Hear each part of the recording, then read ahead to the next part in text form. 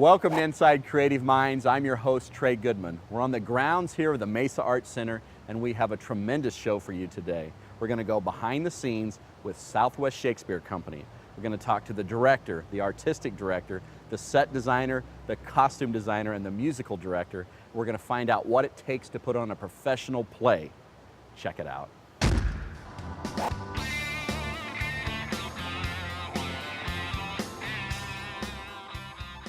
Well, Jared and Richard, welcome to Inside Creative Minds, and thanks so much for allowing us to be on the set of As You Like It, the Shakespearean play, Southwest Shakespeare Company, here at the Mesa Arts Center. Thank you for having us. Good to be here.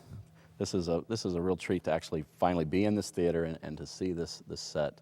Now, you're the artistic director, and you're the director. Right, of this production. Of this production, and you're the artistic director of Southwest Shakespeare Company. Correct, yes.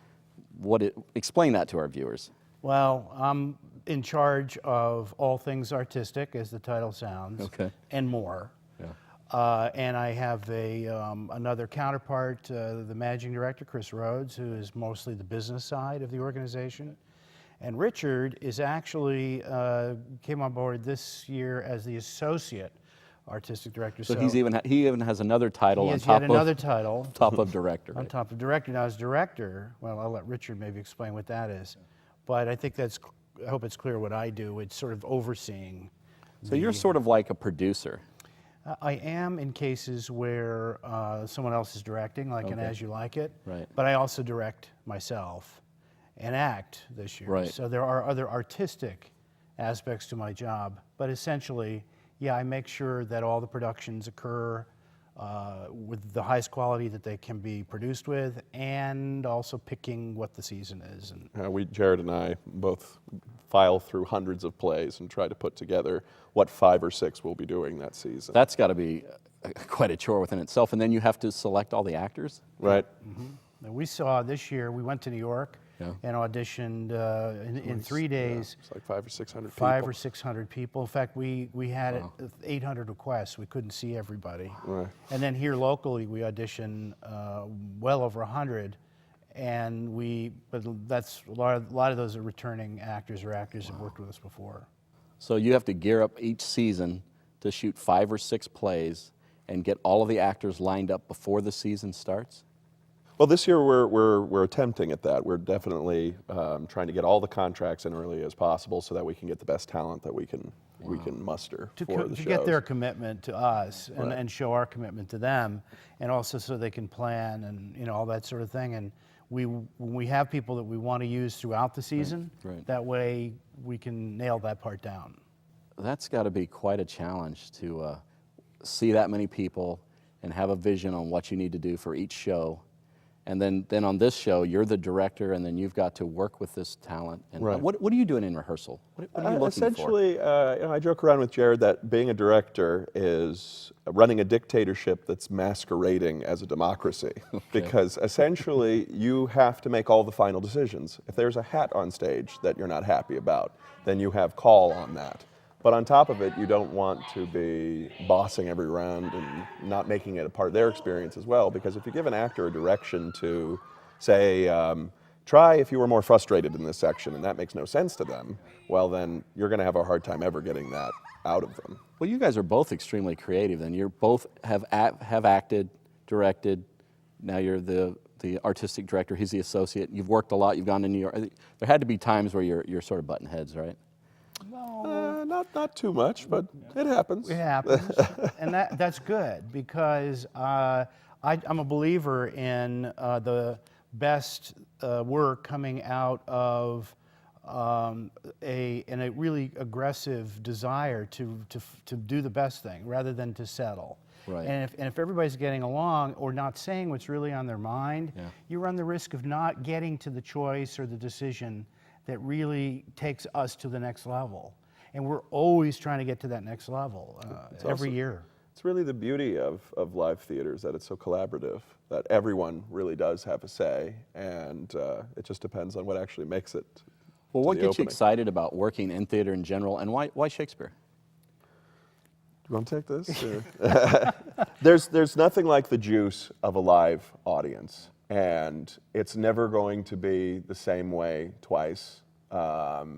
if you come and see the show tonight, it will be different than the show will be tomorrow, depending on how the audience energy is, what the actor's energy is. Did they have a good or a bad day? What different things? I mean, did the they do that dialogue's the evening? same, though. Right, absolutely. Yeah, and the dialogue is the best dialogue ever written. I mean, the core of our mission is to produce the greatest living playwright in the English language. So it's a constant challenge, and it's always exciting, you know, for us to apply our creative minds to these great plays. You know, I see that as a huge challenge, Shakespeare. How do you work with the actors to master the language? We do hire people because they have training or skills right. in that, in being able to speak well, to articulate thoughts, to communicate, and have, you know, a good instrument, as we say in acting. They have good combat skills because oftentimes they're called upon to do sword fighting. And so we tend to pick those people because of that. So, I mean, you're really looking for a certain type of an actor at Southwest Shakespeare Yeah, Company, right? and I don't think we're different than other Shakespeare companies in that way, Right. because it does take a particular skill, and also it does take actors who have the ability to aspire to great emotion, great passion on stage. And, What's drawing you to do Shakespeare? well, I think what I just said is a challenge. Yeah. It's the greatest challenge to deal with these plays. That you know, the scope of them, the themes that they deal with, the acting opportunities are just wonderful. Acting How opportunities. about you, Richard? Yeah, I think the first thing I think about when I come into a show is how it's not treating it as though it's a Shakespeare play, just Shakespeare play, that this is a new play we're doing, and that we have to make it connect with a modern audience. So as much as we have to keep the ideas and the themes alive that are in the play, we also want to spin them so that they are still resonant and interesting to us right now. It's a very good point. And that's why why Shakespeare's lasted all these years, is because it continues to speak to people about what our lives are like, you know, and inform us and illuminate the human condition. And that's why I think that he's still as vital a writer. It also has a really open structure. You know, in a lot of modern plays, so-and-so picks up tomato and walks out, or so-and-so smokes a cigarette here. And in Shakespeare, you could do all of those things with almost any of the roles because it's so amenable. We really get to create where, you know, is Hamlet in this production going to be more sardonic, or is he going to be more angry? Is he going to be a weaker man or a very strong man? You know, it really is amenable to a lot of different. Now, you guys have directed and acted. How do you see the differences? What do you like to do best? I mean, do you go back and forth? I've essentially been an actor most of my life. I've directed about 25, 30 productions, but I don't even know how many shows I performed in. I think the difference is scope. When you're performing, you are really focused on the role. What is my role doing? What is he feeling? What is he thinking? And you're not necessarily worried about what everyone else is doing. As the director, you really have to look at everything, from acting to costumes to lights to the stage, and approve all of it and work on that with all of the designers and with all of the actors. But you guys enjoy maybe bouncing back and forth in those roles? Well, I think they're very different. Yeah. And I enjoy both of them, and I couldn't really say which one I enjoy more. Okay. But I agree with Richard that directing is much more of a total kind of oversight of all the details of something, so it has that kind of aspect to it, and making sure everything in it is right, and there's more control. Yeah. In a way, so maybe it appeals to my desire to control. Right. But at the same time, you're done with it at opening night, as Richard said. Whereas there's nothing really that can compare, I don't think, to the experience of the actor on stage in front of an audience having that immediate connection, and the kind of adrenaline and thrill that goes along with that experience. There's really nothing quite like that. And there's also all the subtle changes that happen within a run. I think it was Olivier that said that you don't get your role right until you've done it 50 times. I was at the Oregon Shakespeare Festival in 2006, and we ran a production of Winter's Tale for 140 performances. And the difference between the show in January and then the show in October was huge. And sometimes it improves the show, and sometimes you see exactly about it what was wrong. Yeah, the audience teaches you a lot. Yeah. Let's talk about opening night. Any play that you do, there's always an opening night. What's the feeling on it? How does that work? I think I read some study that the nerves that go through an actor on an opening night would kill most folks. It is huge because the rehearsal hall hopefully has been a very laid back, very open atmosphere. You want people to trust each other, to be able to throw anything at the wall and see what sticks, people to take real risk and chances. But it's certainly a nail-biting evening, no doubt about it. What are you concerned about most? Well, from a directing standpoint, I think you always look at what's wrong. Yeah. And I don't know if you can even help it. Your eye goes to, oh God, there's that thing, and I told him to move over there, and That light cue was supposed to be 2 seconds I earlier. should called it late or whatever. You're only checking off in your mind all the things that didn't happen right, whereas the audience probably isn't noticing 90% of those. Yeah, if there's a pause on stage for 3 seconds, for us it feels like an eternity. For an audience, it's 3 seconds. But is it always different on opening night versus 3 or 4 performances, and you started eventually calming down, or? Oh yeah, I think so. Yeah, I think or you leave. That's right. As a director, you leave. As an actor, you can't. Well, how do you see the role of Southwest Shakespeare in the community? Well, Southwest Shakespeare Company is the largest and oldest classical theater in the state of Arizona. Also the only currently. And really, it's the only full-time one. That's dedicated to professional. classics. Yeah, Cool. that's dedicated to the classics. So it already is a unique organization. In its lifetime, it has brought to the shows that we present, closing in on almost 100,000 high school students from across the state, and I mean every corner of the state. And in this last year, we actually had a school come from California, Blythe, California. So we're very proud of that starting to happen.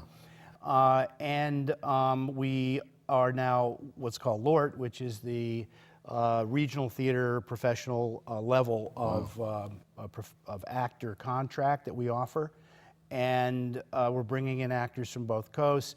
So it is unique in Arizona, and fulfills not only what I was mentioning, the educational component, which is so important to our organization, which is to show people that Shakespeare is not this dull, boring kind of thing that sometimes the impression they get from their school experiences.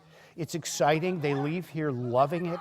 They go home, some of them go home and actually read Shakespeare after they've seen our shows, just because they want to see what was on the page. And so we're very proud of the educational part of it. And also this year we were recognized by our theater community with several important awards, including we won the best production last year, Valley-wide. That was not just for Shakespeare, it was any production. That's amazing. And Best Actor, Richard Baird won for the best performance by an actor in any production. Wow. We won for Best Actress in any production, and Best Supporting Actor. You picked up Best Director, too. And So I got there's Best no Director. reason why folks should not come out and see a performance by Southwest Shakespeare No, Company. and in this facility, and particularly if you've beautiful. never been here, yes. They should come out and judge what we do and see for themselves, because I think they're going to be very, very pleasantly surprised. It's also spectacular for the price. I mean, you can see all of our season for, what is it, 140? 140, around that. Yeah. I should know the figure, but I can't remember. Well, guys, I'd like to talk to you all day long, but we've got to bring on the costume designer and a few other folks we're going to bring on and talk. But it has been a great time, and I really want to get people to come out and see what's happening here at the Mesa Arts Center, where you call home, and see the Southwest Shakespeare Company. So thanks for having me. Thank you. Thank you, All Trey. right.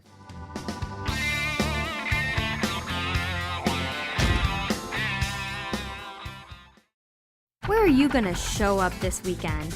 ShowUp.com is your valley-wide connection to theater, music, dance, art, and a whole lot more. The ShowUp.com calendar and discount ticket marketplace has something for everyone.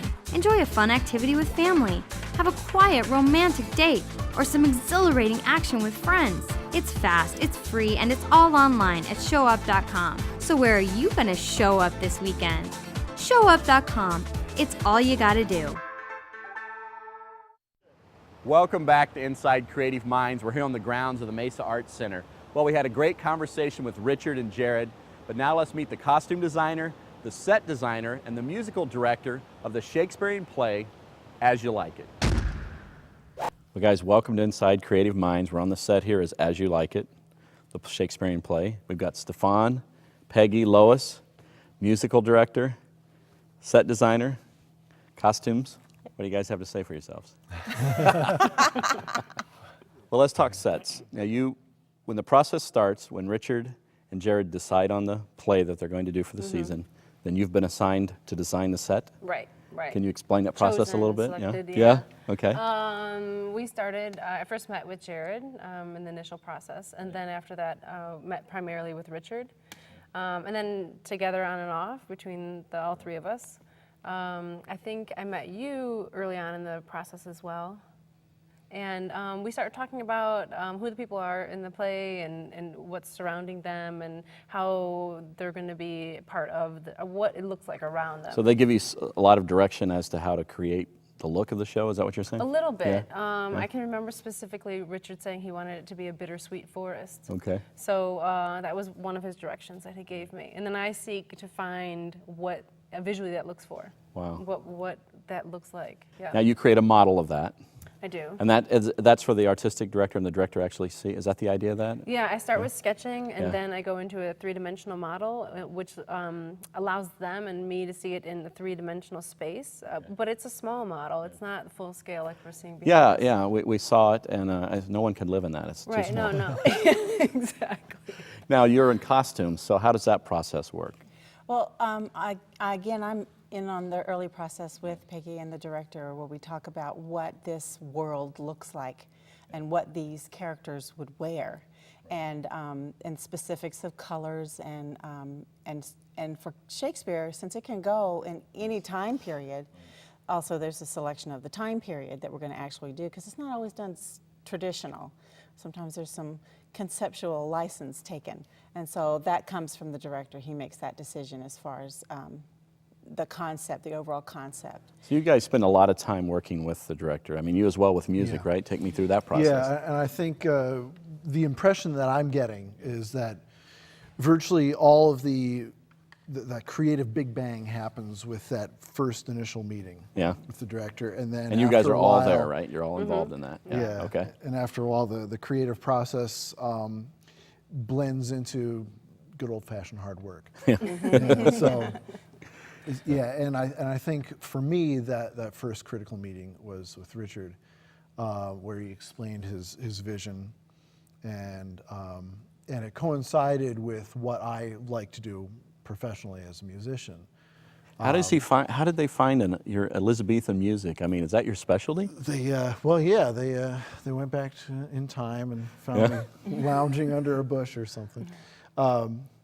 Yeah, we're not very high profile, but Right. there are a lot of people around, not just the Phoenix area, but Now, these are some of the many instruments you play. Could you play a little something for us? Sure, Just give us yeah. an idea what the Absolutely. sound is. Yeah, I'm going to play this. This one is one that I use for some of the rustic scenes. It's a double-chambered ocarina, very unusual, but it gives it that evocative, woodsy sort of Okay. sense there.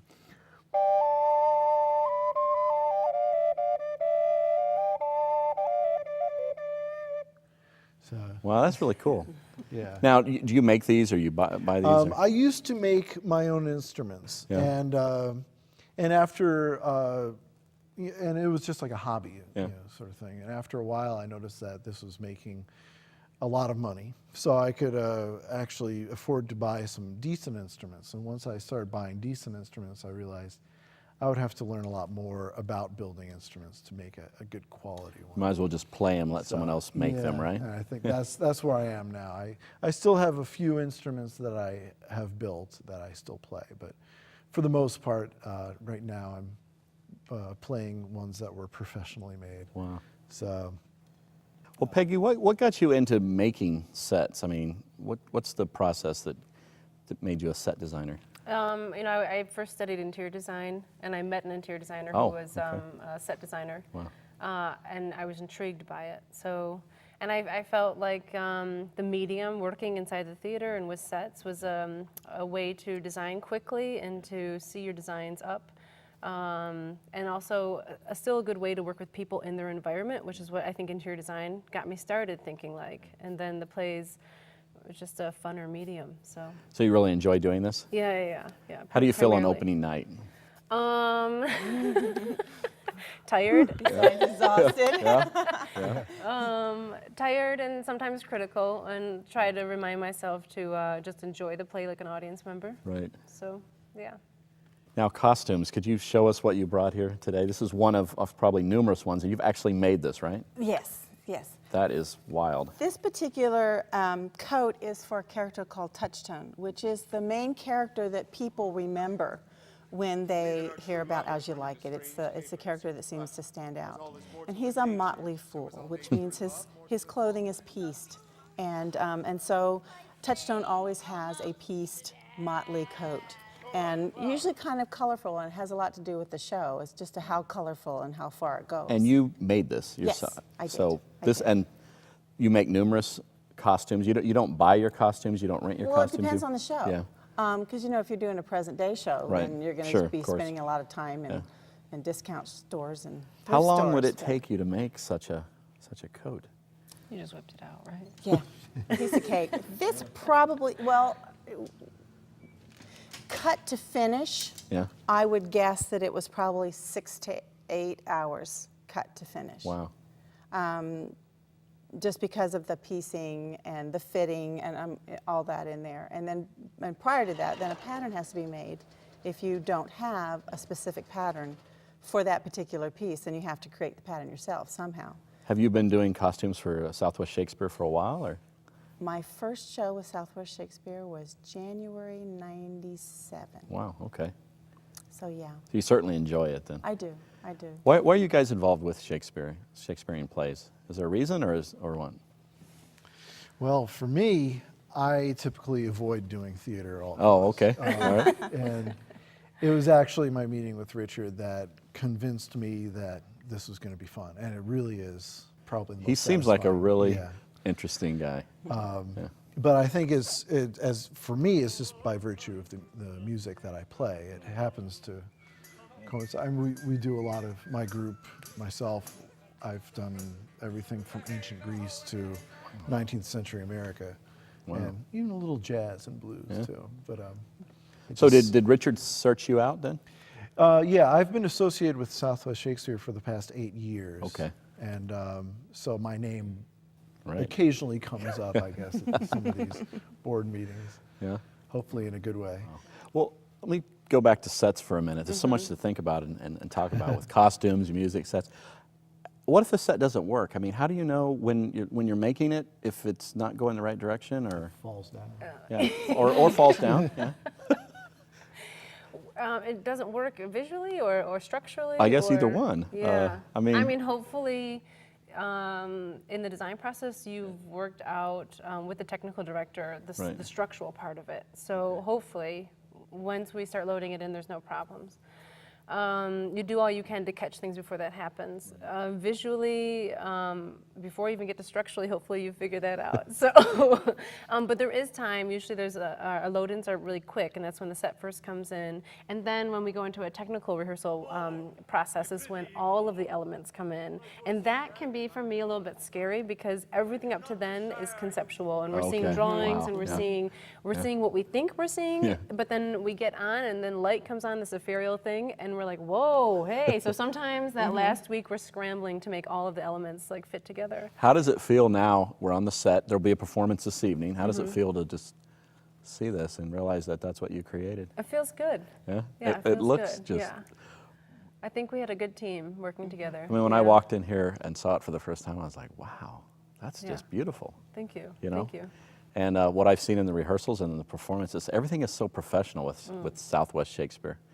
And I'm just amazed at how they're able to just continue to bring the best of the Valley involved, it seems. I mean, costume-wise, do you see this as, is where you want to be, creating costumes for Shakespearean shows? Yeah, this is something I've had a love for costumes and clothing since I was a little girl, so I kind of fell into this line of work, and I ain't complaining because I've enjoyed it. It can be, like she said on opening night, you can be pretty spent and pretty exhausted, but when you're able to actually see it all come together and you see your work is working, it's quite a joy. Well, you guys, it's been a pleasure to talk to you. Let's have you take us out with a song if you don't mind. Yeah, I'll try to give you a little blurb about this. This is the Renaissance lute, of course, an instrument that Shakespeare would have been very familiar with and probably would have played too.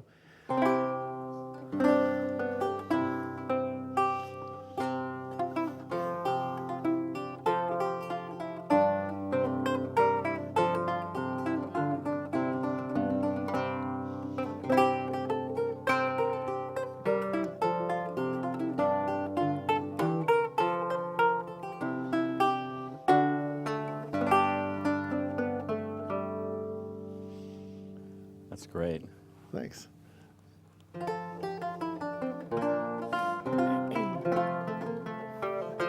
And this is where we roll the credits. This is right. Please.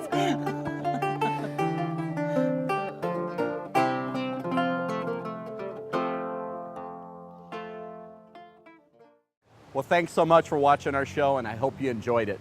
And a special thanks to the Mesa Arts Center and Southwest Shakespeare Company. They have both been tremendous to us. And don't forget, Southwest Shakespeare Company puts plays on all the time. Please go check one out. And the Mesa Arts Center is a tremendous facility. Check them both out. Hey, we'll see you next time.